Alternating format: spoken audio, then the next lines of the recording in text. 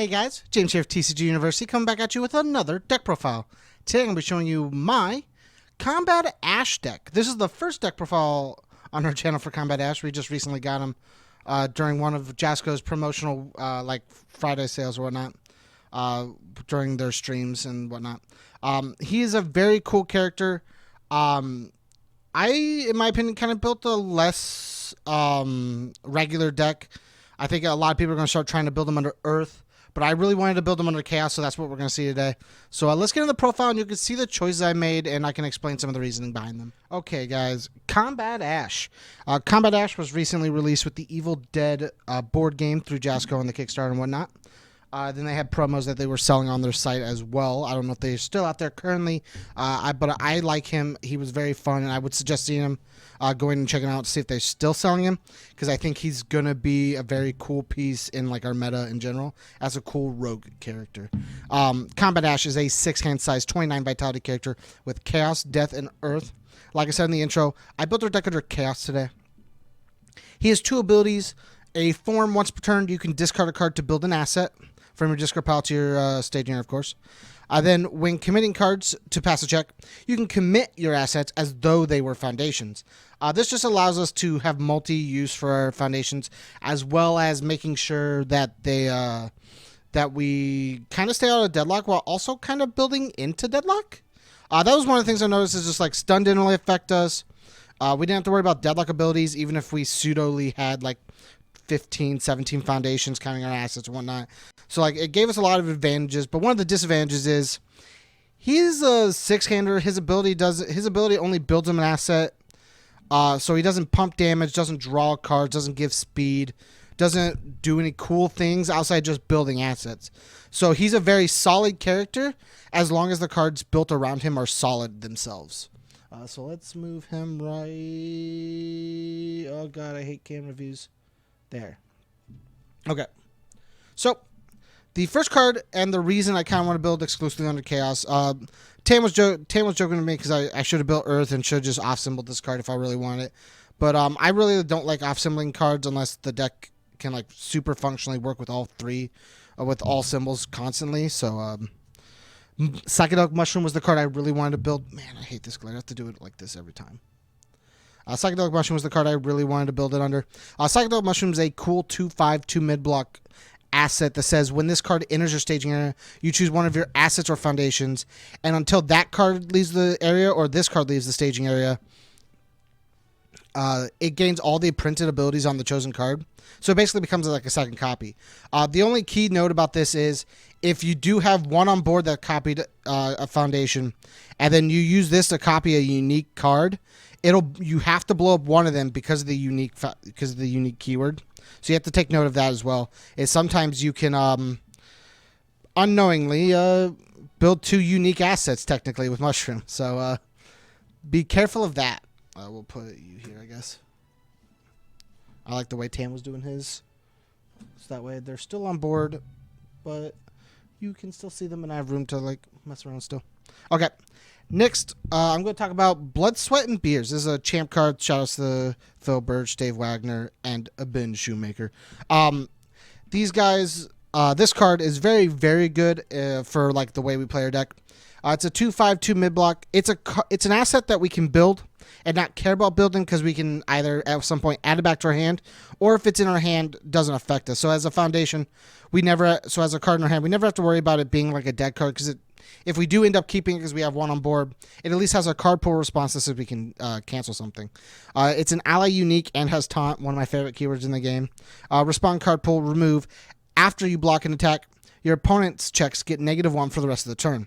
That was the main ability I was talking about, is just like we get that. So like if it's in our hand, we don't have to worry about it just being a dead card. Like if we play multiple Psychedelic Mushrooms and we have one on board that's unique, then we can't really build the other one without having to blow one up. So we kind of get stuck within our hand. So like we have to really play around some of the things we do in our deck. And I feel like having a card that responds in card pull really gets around that. The other ability is Desperation R. You add this card to your hand. After your opponent plays a response on a non-character card, you cancel it. It's playable if we ever get below like 14 health, which is pretty nice. We have a lot of health, so like 14's a very high number. But things do hit for a lot, so we do have to be careful when we get towards that range. But this card just provides a lot of support when we are playing more of like a one-shot to a sweep kind of deck. So we'll get into that later, though. We are playing one SS double L's. I hate saying this card's name. 1/5/3 high block. If we have no momentum, we can flip one of our foundations and add the top card of our deck to our momentum. And then once per turn as a response, once per enhanced step as a response, after we destroy a foundation, we can give +2 or -2 speed. We're mainly playing it just for the extra momentum, so that way we can fuel a bunch of things we try to do in our deck. We're playing one Soul Caliber. This was released during the Worlds weekend. Man, fucking up the board. It's a 2/5/2 mid block. We won't be able to play the Soul Caliber responses, but we do get to play the response commit. After a weapon attack is played, we seal it. A lot of things in our game are weapon right now, and just having the ability to seal it is very, very good. We have one Manus and Ace. It's a 1/5 with a no block.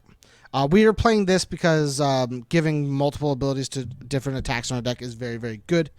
First form, we can shuffle up to 3 cards from our discard pile into our deck, meaning we're going to draw more of cards we want to see. And then enhanced commit, we choose one attack in our your opponent chooses one attack in your discard pile, and this current attack gains all enhanced abilities printed on that chosen attack. And we play a lot of cool attacks, and so if we get this on board and can shuffle attacks into our deck and have certain attacks we can choose, Manus and Ace becomes very powerful. We're playing one Dedicated Teacher. Trying to figure out where's the spot to put this. Maybe I put this over here? Yeah, I guess it won't matter. You can't see it. Dedicated Teacher. Ally Unique Taunt. One of my favorite keywords. It has a 2 high block. E-commit. You may attempt to block this card from your stage as though it were in your hand. So basically, when we build this just allows Combat Ash to have an extra card in his hand every turn, which is very, very cool. And then respond card pool. After you block with this card, all block modifiers get -2 for the rest of the turn, which is crazy. It just allows us to have an extra card on board that we can block with, as well as making sure we block easily for the rest of the turn, just in case for whatever reason we do end up tapped out. We'll talk about this one next because I like this one more. Palindrome. It's a 2/5/2 mid block. Respond commit one foundation. Before the block step of this attack, return this attack's return it to its printed speed and damage. Your opponent may flip one foundation to cancel. You just use this to make sure all your attacks, if they get debuffed, get hit for regular damage. And if our opponent buffs their attacks, we hit them. If not, we force them to flip, which just plays into our game plan even more. So that's okay. Next, we'll talk about Clockwork Castle. It's a 0/5 with a 6 high block. Has Breaker 4, so like 6 high block is very bad, but Breaker 4. It has a terrain. It's the only terrain we play. This card gets -2 to its block modifier for each card that has left your opponent's card pool this turn.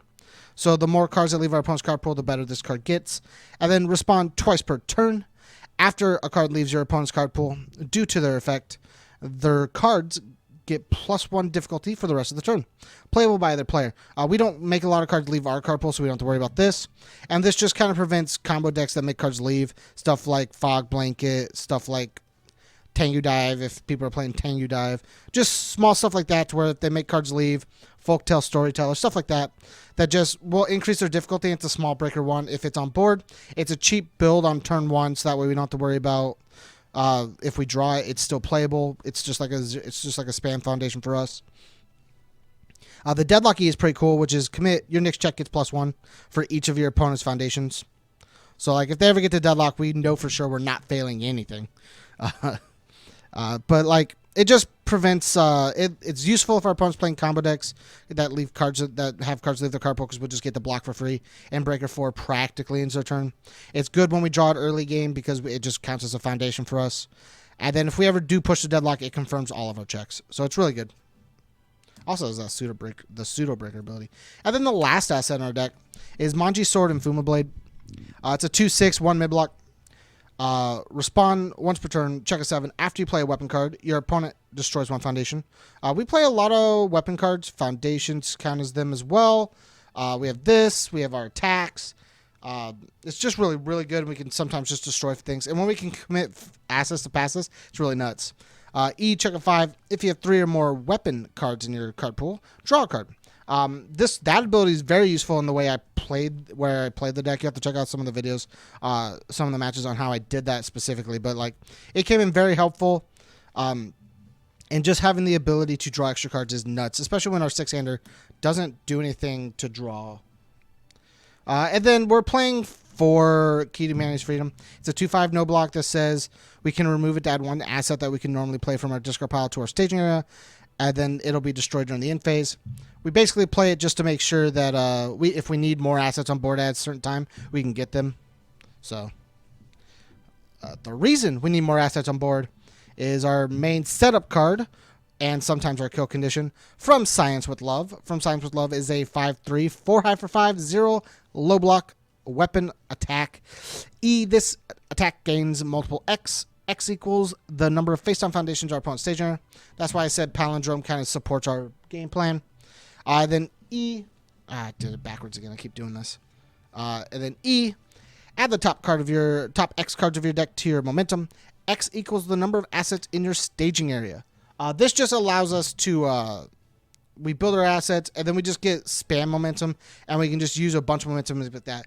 Either we get the multiple X that we'll use later as like a kill condition to spawn multiple attacks, or we use it as a setup card for our next attack. I shall save humanity. Tam wanted us to really name our decks this week, so I put Combat Ash, the Savior of Humanity. That's the name of our deck. It's just to get this card off. It's a 5/2, 5 min for 7 with a 0 high block weapon as well. E, add one asset that you could normally play from your discard pile to your staging area. Only playable if your opponent has 3 or more face-on foundations. So again, the palindrome and stuff comes in handy. E, commit to 2 assets. This attack gets powerful 10. That's right, powerful 10. So basically, you spam a bunch of momentum with this, and then powerful 10 this, and then just swoop them. Hopefully, they can't block it. I won't guarantee that, but hopefully they can't block it. But basically, it just puts 2 kill condition on board. Either we set up and put this into a... So, like, if we have 2 of these, it really ends up in a nuts position, because, like, we can go, cool, we'll get, like, 6 momentum. And then, cool. We'll powerful 10 this and make it a 27 damage attack by ditching 2 of them. We still have 4 momentum. Cool. We'll From Science for once more. Cool. We'll add 6 more momentum. Do you have like 7 face-on foundations? Cool. We'll give it multiple 7 and multiple 7. And it just punishes our opponent for playing into that strategy. So to continue more of the face-down stuff, we have 3 Hunt for Spiders and Dragons. It's just a Respond card pull. We flip one of our opponent's foundations, add this to our staging area face down, and then Respond flip after a death or life attack deals damage, gain 2 vitality, or your opponent loses 2 vitality. Basically, either extend our health or hurt our opponent. We mainly play for the flip, so that way we can make sure to get our From Sciences off and whatnot. Along that line, we are playing 4 Pilgrimage of Anthropos. It's a 3 mid for 5 weapon attack as well. If our opponent has 3 or more face-on foundations, we get to draw a card. And then if not, enhance, your opponent flips 1 foundation. Simple card, just allows us to push our game plan a little bit. To use that momentum as well, we have 3 Ghostly Funeral. It's 6 mid for 6 with a 1 high block that says we can discard momentum, and if it's not blocked, our opponent loses 3 vitality, and we draw 3 cards. Drawing cards on a character that doesn't get a bunch of hand size is pretty nice, and as well as burning our opponent for 3 if they don't block. And then if they do block, they commit a bunch of cards, and it just sets up for easier kills with the other stuff. Then we can check a 4, and if our opponent's at Desperation, we destroy a foundation. So that's pretty cool as well. Continuing along the lines of the weapon stuff, we have 4 Original Mecha Ninja. This was very useful in our game, despite the fact that one of our games, it hella killed me. You have to check that out, because it's actually rather funny the way it worked out. But it has 3 abilities as well as Breaker 1 and 3 low block. Respond card pull. After you play this card, your next check to play a weapon card gets +2. And then 2 E check 4s, your mid and then your high get +1 damage and +1 speed respectively. Each, it's your mid gets +1 damage. Check a 4, your high gets +1 speed. But just getting to check a bunch and then fill in options that Combat Ash can deal with is really good. Then we're playing 1 Warrior of the Lost Clan as well. It's a weapon, unique foundation, 2/6, 3 mid block. E commit switches attack speed and damage values. This weapon attack speed and damage values. This is really cool because you can do a cool play with the one, the Saving Humanity. Let me pull it out real quick. Saving Humanity, where you can, if you only need to deal like 4 damage, you can just powerful this out and then go, cool, I'll switch them. And then so you put like six of your momentum in there, then go, I only need to deal 4. Cool, I'll powerful for 10. Make this a 67 damage attack. Cool, I'll swap the damage. It's a 67 speed for 5 damage. Oh, can you not block a 67 speed attack? Man, that's a shame. So, like, there's just some cool plays you can do with it. And now the reason we play a bunch of weapons is I wanted another, like, just a strong attack to play. So we're playing 4 Face Splitter. I felt like our attacks, if we didn't draw them, our other cards needed to support ourselves. So we're playing 4 Face Splitter. Face Splitter is just a 3 high for 4 that gets +1/+1 for each weapon card in our card pool as a combo with a weapon. It just means that with all of our weapons, this can end up being like a 7/7, 8/8, but it's also just a solid 6 damage attack as well. Not 8/8, sorry. Just get a +4/+4, making it 7/8, and then if not, it's just a solid +2, which is also a 5 for 6, which is just a good chunk of damage as well. And then to kind of support that, and as well as milling cards for Combat Ash, we're playing 4 Sense of Adventure. It's just E-commit, discard the top 3 cards of your deck. You can add 1 card discard this way to your card pool. Not only does it put cards in our discard pile for Combat Ash to look for like assets and whatnot, it also allows us to add weapons to our card pool for a Face Splitter combo. So it doubles down on what we want to do. Next, we're going to talk about cards that support more of the fact that we play a lot of high diff and we want to build a lot sometimes, as well as the fact that we play 2s. So we're playing 4 over the top.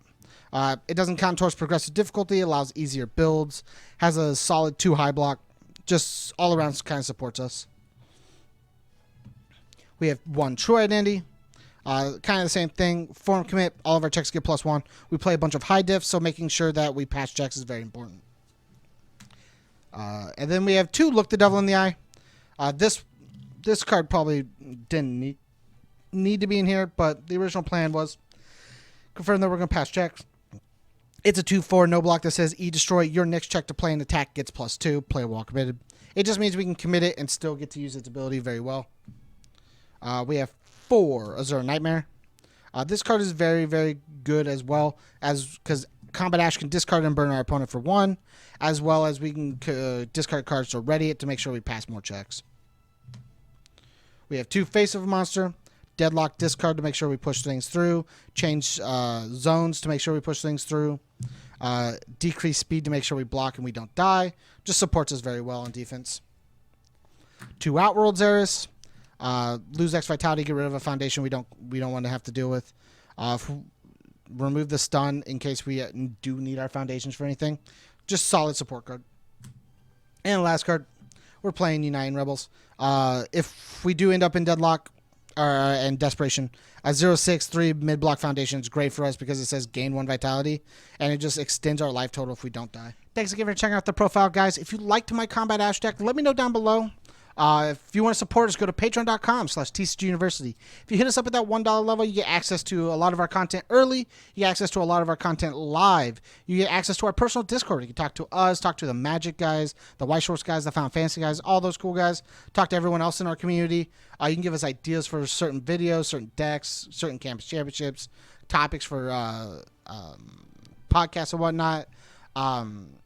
If you guys want to watch the Campus Championships live, every Tuesday at 6 p.m. on twitch.tv/TCGUniversity. You can catch us there. We're always having fun, always talking to the community. Shout outs to all the guys that come and support us for that. And make sure to check out the other videos on the podcast from this week's championship and the deck profiles as well, guys. And as always, stay learned.